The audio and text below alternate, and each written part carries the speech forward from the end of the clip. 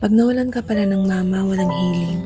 Nung nakaburol si mama, sabi ko sa sarili ko, mga ilang taon kaya bago mawala yung sakit? 1, 2, 10 taon? Pero na-realize ko wala palang time pagdating dito kasi walang totoong healing pag mama na ang mawala. Naalala ko noon, tinanong ko si mama, ano yung pinakamasakit para sa kanya? Yung mawala ng mama at mahal sa buhay.